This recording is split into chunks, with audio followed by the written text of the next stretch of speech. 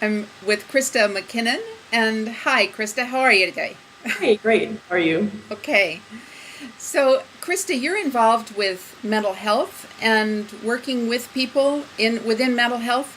Could you tell us a little bit about your story and how you got into that? Sure. So I work with families in mental health, and when I was a young woman at 16 years old, I was diagnosed with bipolar disorder. And very common story, like many young people who become psychiatrically labeled. I was told that I would not likely get well. Basically, I was told I'd have to be on this medication for the rest of my life. My family was not given a whole lot of hope for my future and told things like you might want to consider putting, getting her on a disability pension. And so my family and I went through sort of that whole experience of them having their dreams and hopes kind of crushed for me and trying to make sense of it all. And on my end of things, really feeling misunderstood by the professionals who were there to help me. And also my family, who are really lovely people, kind of took the advice of the psychiatrist and the treatment team and took an approach with me that was very authoritarian. And I mean, I was a 16-year-old girl. They were scared and they wanted me to be safe. I had what's called a psychotic episode, which can be really scary. So for the psychiatric team and for my family, the answer to the whole question became, let's keep Krista on her meds because then she'll be safe. And for me, I didn't identify completely with this idea that I had a mental illness and was now cursed for the rest of my life. I didn't really buy into it and I didn't believe it. So the medication affected me, definitely, but wasn't something that I really wanted to keep taking because I didn't believe I needed it.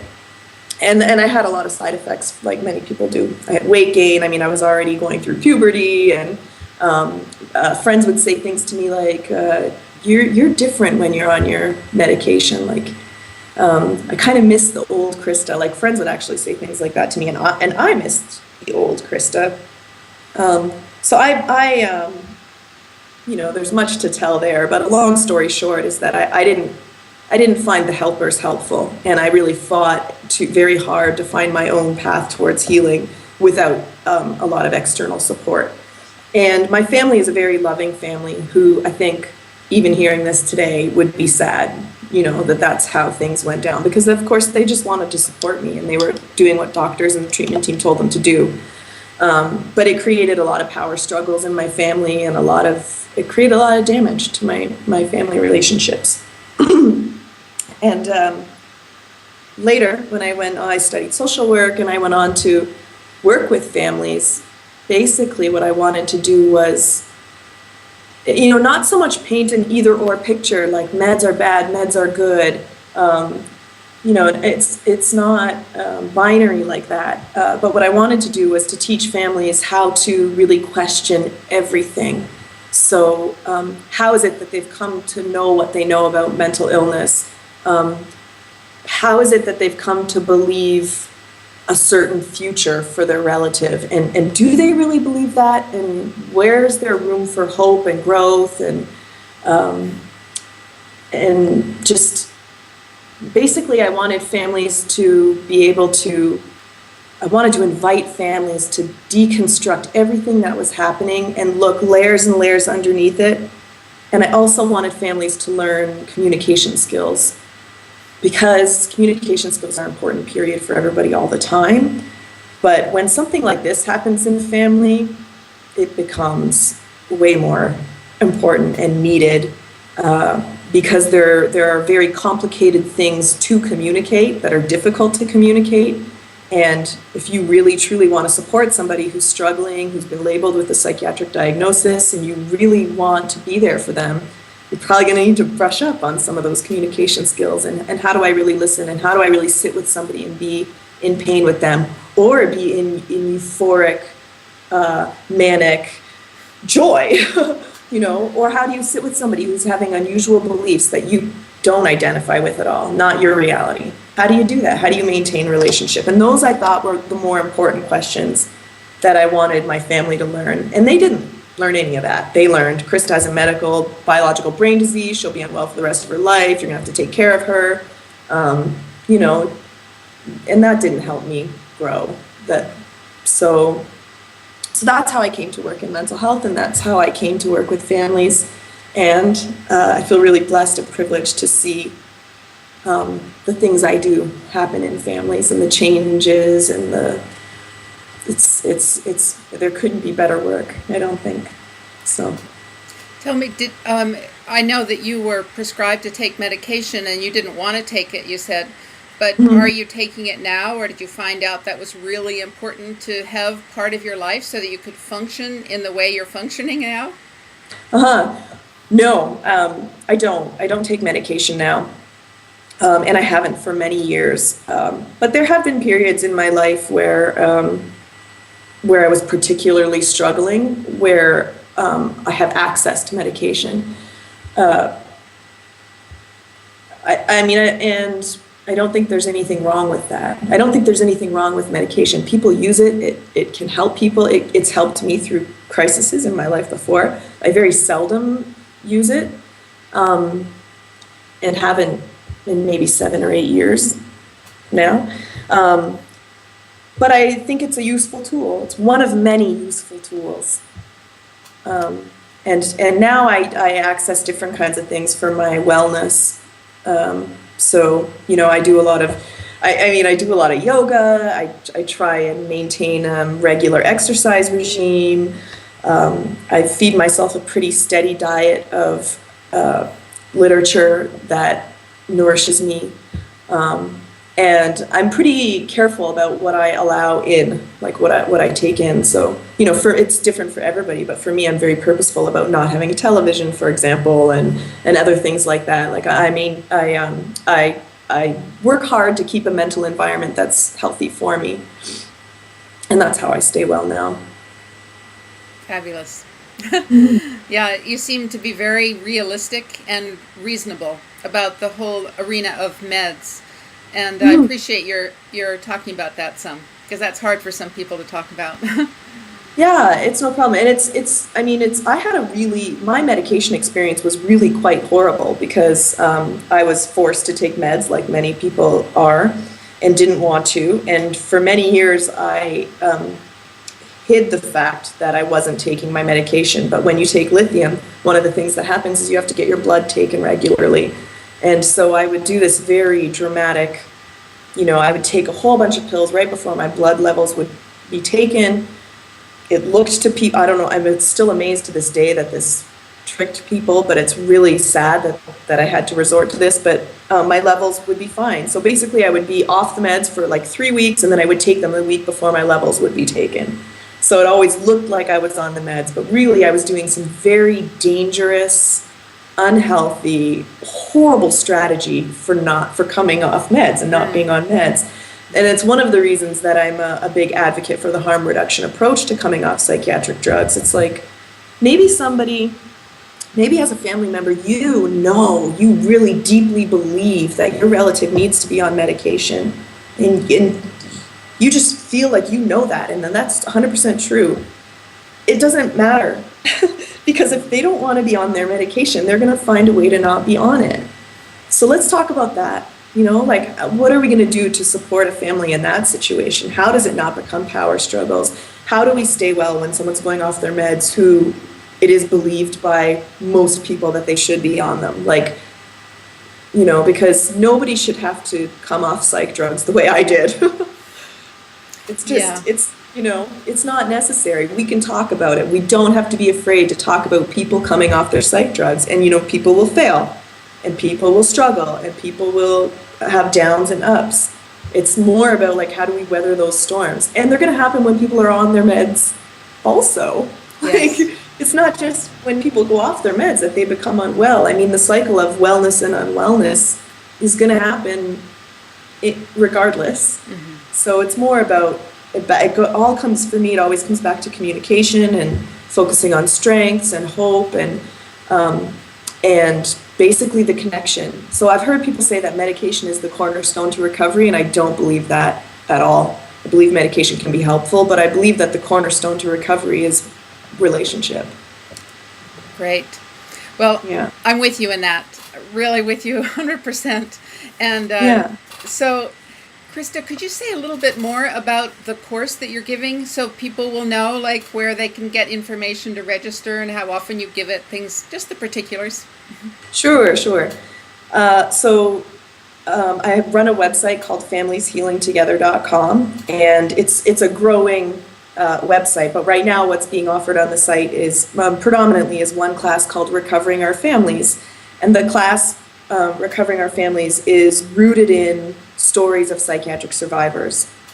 So the curriculum is based in people who have become well, who are now psychologists, lawyers, activists, just people from all walks, magicians, people from all walks of life, kind of explaining what it took for them to get well, what were their barriers for becoming well, who were the people in their lives who were most supportive and how were they supportive. So basically it's kind of taking stories of, real life stories of people who have been through it and have come out on the other side and share their stories. So a lot of the curriculum is rooted in that. And, the course has 8 weeks. It's 8 weeks long. So there's 8 modules and about 17 lessons. But the curriculum is based in sort of strengths-based focused. How do you have a strengths-based focus? How do you communicate amidst psychosis and unusual beliefs? How do you have hope when things appear so entirely hopeless? Recovery stories, what helped, what hindered. So the curriculum is, some of it is theoretical, some of it's very practical and storytelling-like. It's all written colloquially, and there are academic references and articles for people to download, but it's very much like a conversational kind of experience being in the class, even though it's not video. There's a bit of video, but it's mostly, it's multimedia. There's short videos for each lesson, and there's always articles and audio files and things to listen to and worksheets. So it's also practical. So the skills that are taught, then there are often downloadable worksheets where people can sort of take the material that they're learning and apply it directly to their life. And then there's a whole kind of alongside all of the curriculum in the course, there's the discussions that result from people's responses to their curriculum. And that's really a course in itself. I mean, it's amazing the stuff that people share and create and come up with in the discussions. One year, there was a placement student in the class, and he actually took all of the comments and scoured all of the comments, basically like with a fine-tooth comb, went through them all and picked out all the resources that the people in the class shared with one another and produced like a pretty lengthy document of resources. It's available for free on the site. So yeah, it's interactive and relatable, and there's a lot of content there. So the curriculum was rooted in the work of the Family Outreach and Response Program, who was the first family organization to do recovery-oriented family work, because I worked there before I started doing this. And they're my partner in this, and so is the Foundation for Excellence in Mental Health. Well, I want to say I've been so impressed with the materials. You allowed me to take the course, and we did an exchange around it, and I was just so impressed with the materials and what you've put together. And I think you said something to me like it really has been like 10 years of working steadily in that particular realm, which allowed you to really perfect the materials so you can have such a really great course online. Yes, yeah. I mean, I feel so lucky because a lot of, and I've done recovery training with mental health organizations and as well, delivered training as well. And every time, I meet a lot of people who work in the field who want to do more cutting edge, kind of less medicalized work necessarily. And when I say that, it's not to disparage the medical community, but it's that there are also these other pieces. And they just can't because their organization is very mainstream or they're not allowed to explore certain things or run a hearing voices group or, whatever the case may be. And I've been really lucky in that for my entire career as a social worker has been, as a social service worker working with families, has been in the recovery movement. I mean, I started my career working as a peer in a drop-in center for psychiatric survivors. And every organization I've worked for has been sort of, kind of existing, doing their own little alternative thing.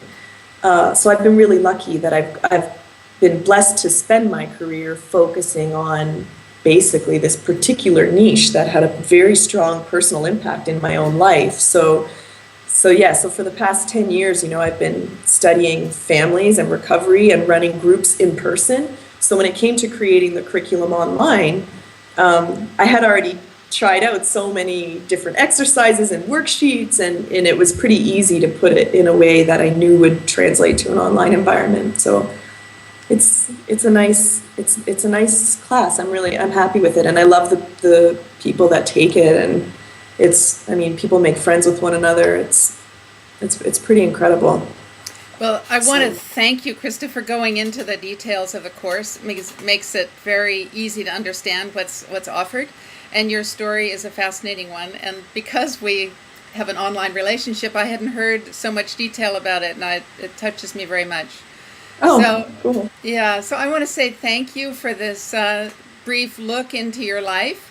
And wait, I have to tell you something. Okay. So I don't know if I've ever told you this, but I think maybe I have. I'm not sure.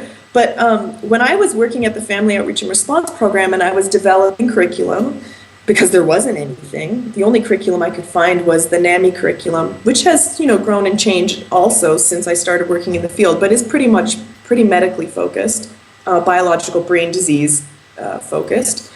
So I was researching, trying to find curriculum and what could I create for families that would help them. And I came across like a PDF document that you had written about spiritual emergence. Oh. And I was doing a monthly drop-in for families, and one of my first monthly drop-ins that I did was using your spiritual emergence, like this document that you had done. Oh, thanks. Yeah, so it's just, so I had heard about you years before we ever met online. And then when you started doing the Integrative Mental Health University online, I was like, oh, I know that name. I remember the document, and here we are. So, yeah. Thank you. It's kind of a neat story. Mm-hmm. So I'm going to just say goodbye for now, and I'm really looking forward to the next dialogues that we have. Thanks so much for introducing yourself. Yeah, thank you.